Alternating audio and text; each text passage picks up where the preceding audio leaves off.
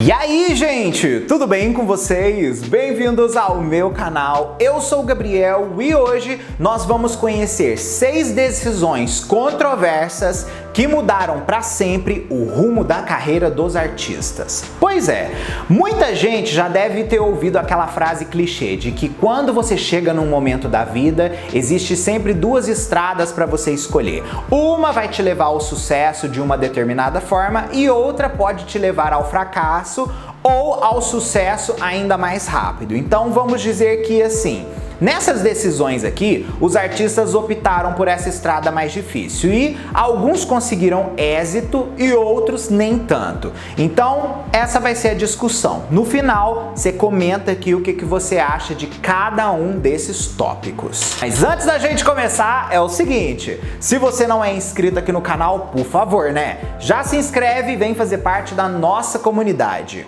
Aqui eu falo de música pop, de outros assuntos relacionados e vai ser incrível ter você aqui com a gente. Eu também lancei recentemente a loja oficial de camisetas aqui do canal e tem várias estampas lá inspiradas pelos artistas que eu trago aqui. Inclusive, se você tiver interesse em adquirir a sua, o link tá fixado aqui no topo dos comentários, assim como na descrição do vídeo. Vai estar passando algumas estampas aí. Corre lá que você vai gostar. Vamos começar já com um dos mais importantes e controversos, né? A escolha de Nelly Furtado em lançar um álbum em espanhol após o mega sucesso Lose. O ano era 2006 e simplesmente Nelly Furtado, gente, estava em tudo quanto é esquina. Toda loja que você passava na frente tinha uma caixa de som tocando ou Promiscuous, ou Man-Eater, ou Say You Right. No caso, só Promiscuous e Say You Right conseguiram chegar em #1, mas a Man-Eater foi tão popular quanto as outras. Entre 2006 e 2007, o álbum foi o mais vendido de ambos os anos, então olha só o legado disso daí, passando de 10 milhões de cópias, ok? Bom salientar isso daí também. Só que depois do final do ciclo Lose, era aquele negócio, o que Nelly Furtado vai fazer agora? E obviamente a gravadora estava em cima, porque queriam um novo projeto musical dela que fosse tão bem sucedido quanto aquele. Então a Nelly começa a produzir músicas em inglês a princípio para um disco intitulado My Plan. Só que o que rolou?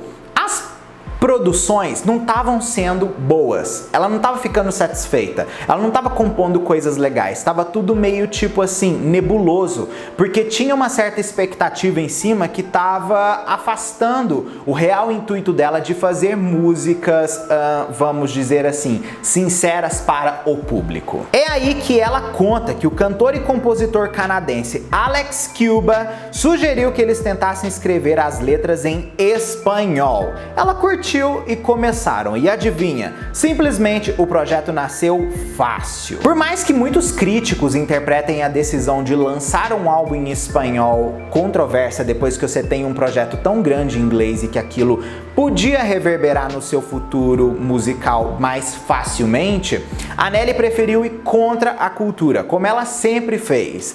Então assim, ela lança My Plan. O disco foi um sucesso no mercado latino, conquistando para a Nelly Grammy Latino de melhor álbum pop vocal feminino em 2010. O primeiro single do projeto, Manos al Aire, se tornou o primeiro single solo da Nelly Furtado a ser #1 na Billboard Top Latin Songs dos Estados Unidos. Ela também se tornou a primeira artista norte-americana a liderar a parada com uma música original em espanhol. O álbum vendeu infinitamente menos que o Lose, mas mesmo assim deu um novo status para a Nelly no mercado latino. Outra pessoa que teve uma decisão parecida com a da Nelly Furtado, que a gente já pode aproveitar o gancho, foi Christina Aguilera nos anos 2000. A decisão de Christina Aguilera de não lançar um novo álbum em inglês seguindo os padrões do primeiro e lançar um disco em espanhol, assim como um de Natal, até hoje é discutido por críticos musicais que analisam a carreira da Christina Aguilera como um momento que dividiu as águas ali. A Christina tá estava vivendo o seu auge musical. Ela tinha lançado o disco Christina Aguilera em 1999 e emplacou vários hits. No caso, podemos citar Genie in a Bottle, What a Girl Wants, assim como também Come On Over Baby, All I Want Is You. Todas músicas muito bem sucedidas. Só que o que aconteceu? No ano 2000, meio que tinha uma expectativa dos artistas de 99 lançarem seus segundos álbuns. Meio que era o que todos estavam fazendo. Só que a Christina resolveu fazer uma coisa diferente. No lugar dela seguir o padrão da indústria, ela preferiu ir para outro mercado e entregar mais da sua sinceridade e raízes musicais. É aí que ela opta em fazer um álbum em espanhol chamado Mi Reflejo. O Mi Reflejo, na verdade, ele é metade álbum de inéditas e metade versões das músicas em inglês dela, que foram hits no primeiro álbum. Então ela pega 6 músicas de um e 6 músicas novas, bota ali e lança o disco. O álbum foi um enorme sucesso nas paradas latino-americanas, assim como seu primeiro álbum de estúdio. Ele estreou nos Estados Unidos em primeiro lugar na Billboard Top Latin Albums e permaneceu lá por 24 semanas consecutivas. Esse foi um recorde que até hoje não foi superado. O disco conseguiu vender mais de 5 milhões mundialmente, sendo um dos álbuns femininos em espanhol mais vendido de todos os tempos. Em 2001, o álbum e as canções receberam 3 indicações para o Grammy Latino e venceu a categoria de melhor álbum pop feminino do ano, fazendo a Christina a primeira cantora americana a ganhar isso daí. Outro ponto foi que a Christina também lançou um disco de Natal 12 dias depois que ela lançou o Mi Reflejo. Então assim, ela na verdade engatou um momento de uma época do ano muito marcante, né, para os Estados Unidos, para a cultura norte-americana, com também um trabalho para um novo mercado. Então ela estava alimentando ainda o mercado dos Estados Unidos com um determinado conteúdo, mas fazendo também sucesso em outro com outro. Então foi uma estratégia até que interessante e também valeu a pena para fazer com que no futuro ela conseguisse mais propriedade para definir o seu segundo álbum, que seria o Stripped. Outra pessoa também que teve uma das decisões mais controversas, não só da própria carreira dela, mas como também no mundo da música, foi a Madonna quando resolveu lançar o disco Erótica, que falava abertamente sobre sexo, romantismo e principalmente um dos maiores tabus da sociedade naquele momento, a AIDS. O álbum é descrito como conceitual por causa dos seus tipos de narrativa, mas ela também interpreta um alter ego intitulado Mistress Dita, inspirado pela atriz alemã Dita Parlo. Por mais que visualmente o disco seja muito à frente do seu tempo, o mundo não reagiu bem ao projeto e muitos disseram que a carreira da Madonna estava oficialmente acabada e que ela jamais conseguiria se recuperar, porque ela tinha ido longe demais. Ou seja, Madonna era a Pablo Vittar do Brasil nos anos 90. Porém, qual que é o ponto positivo disso daí? Ao mesmo tempo que o próprio público que consumiu os trabalhos da Madonna se virou contra ela, a Madonna conseguiu conquistar um legado muito importante com esse disco. Não só naquela época, perante a crítica que, assim, alguns, né, no caso os que entenderam, enalteceram o trabalho como revolucionário, mas também ajudou com que mulheres na indústria da música, que sempre foram muito reprimidas, falassem mais abertamente sobre os seus desejos, sobre a sua sexualidade, anos depois. O que é hoje em dia o que a gente mais vê nas músicas e nem dói na gente mais, entendeu? Madonna doeu muito lá no passado. O Rock and Roll Hall of Fame considerou Erótica como um dos álbuns mais revolucionários de todos os tempos, declarando que poucas mulheres artistas, antes ou desde Erótica, têm sido tão sinceras sobre suas fantasias e desejos. Madonna deixou claro que a vergonha e a sexualidade são mutualmente exclusivas no final. Erótica abraçou o prazer e manteve Madonna na vanguarda da revolução sexual do pop. Outro momento também aí considerado por muitos como o momento que acabou com Katy Perry foi o fato dela lançar o disco Witness ao mesmo tempo que ela apoiou a candidatura de Hillary Clinton. Pois é, a Katy Perry era uma das artistas mais queridas nos Estados Unidos. Ela ainda é. Porém, os números da Katy Perry caíram bruscamente depois desse álbum e dos posicionamentos políticos dela nos Estados Unidos. O que é uma coisa muito triste, porque estavam vivendo um momento Trump e ela estava apoiando uma coisa que era anti-Trump. Então, assim, como todo mundo queria aquele presidente maluco naquele momento, a Katy Perry acabou saindo como vilã na história. Então, todo mundo que apoiava ele invisibilizou o trabalho dela. Além disso, o disco Witness dela é muito controverso para muitos nos Estados Unidos, porque é o primeiro trabalho musical onde a Katy Perry debate temas que são mais assim, delicados. Enquanto nos 3 primeiros álbuns dela ela fazia só aquele mundinho da fantasia, no Witness ela pega e coloca as cartas na mesa. Então muita gente também interpreta como a mudança de repertório no aspecto de narrativa dela, como que também teria destruído ela. Porém, isso devia ser enaltecido, porque são artistas como Katy Perry que se desafiam a essas coisas que realmente mudam o mundo. Então ela arriscou a carreira dela indo para o lado negativo, mas por outro lado ela conquistou fãs muito mais verdadeiros e um público muito mais verdadeiro que apoia ela de fato do que o que ela tinha naquele momento. Outra pessoa que podemos citar também aí na nossa listinha é Kelly Clarkson, com o lançamento do seu super controverso terceiro álbum, My December.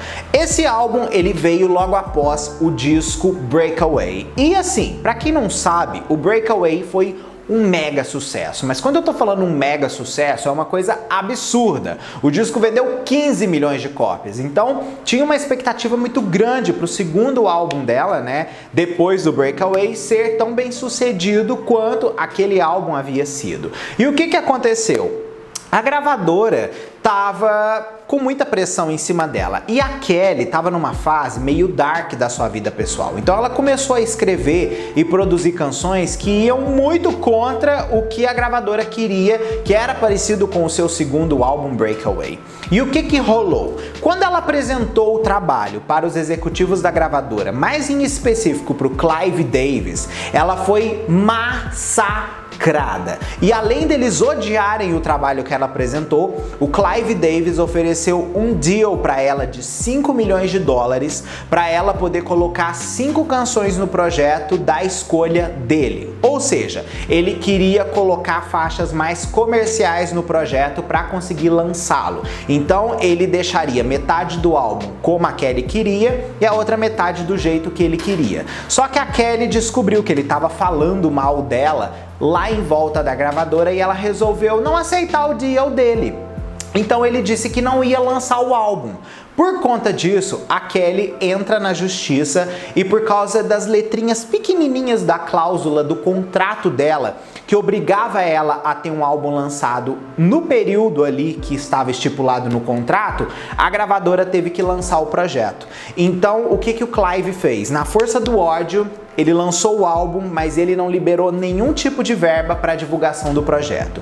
Tanto que o álbum teve apenas o single que a gente conhece, que é Never Again, uma turnê em parceria ali e o projeto vendeu só 2 milhões de cópias, sendo um hiper flop comercial perante o Breakaway que me deu 15. Então, foi uma escolha, tipo assim, que ela fez pelo bem dela, em não deitar pra macho, mas reverberou negativamente no aspecto da popularidade dela ter diminuído muito naquele projeto. E a última aí, né, gente, que não tem como ficar de fora, foi sem sombra de dúvida a Miley Cyrus ter matado a Hannah Montana. Pois é. Na verdade, essa morte da Hannah Montana já havia começado desde o momento que a Miley estava na Disney e começou a promover os seus trabalhos como Miley Cyrus. Na verdade, o lançamento do segundo álbum de estúdio dela, que foi o Can't Be Tamed, já deu bastante murmurinho na época. Por quê? Na verdade, o terceiro álbum, né? Porque o primeiro álbum dela ainda era meio Hannah Montana e meio Miley, então eu falo o segundo álbum porque eu considero o Breakout o primeiro álbum mesmo dela, por conta de ser inteiramente Miley, ok? Leve isso em consideração. E o que rolou? Quando ela lançou o Can't Be Tamed, a gravadora ficou meio assim, porque a cara do projeto era mais sexy. Ela tava mais, assim, despojada no trabalho. E já naquele primeiro momento ali, rolou sim um pouco de controvérsia com o nome dela, porque muita gente achou que estava sexualizando as crianças.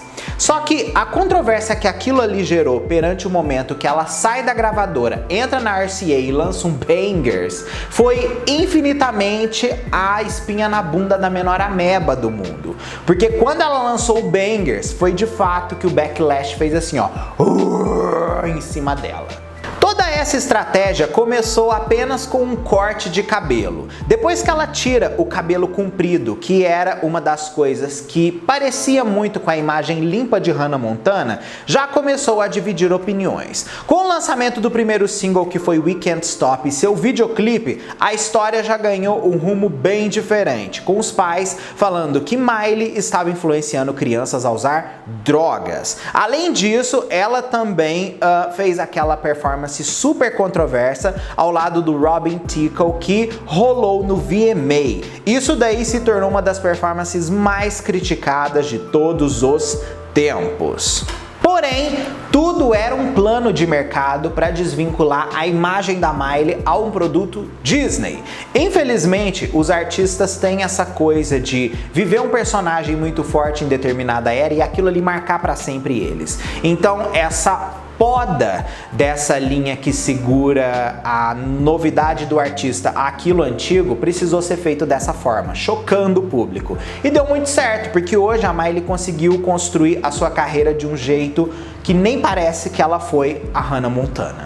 Então aqui a gente conclui o quê? Por mais que isso daí tenha gerado controvérsias, tenha gerado problemas para os artistas, tenha gerado perdas, acaba que de certa forma reverbera para uma outra coisa que é sempre positiva. Enquanto alguns perderam no dinheiro, ganharam na moral. Tudo isso aqui, gente, tem dois lados da história. Nunca a gente pode achar que tudo é somente negativo ou somente positivo. Existe sempre dois lados para a gente observar que sempre vai dar pra gente mais perspectiva sobre a carreira daquele artista, ok?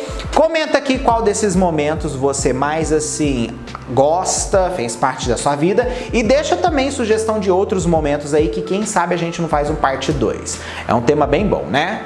Um beijo e a gente se vê no próximo vídeo nosso. Aí, tchau!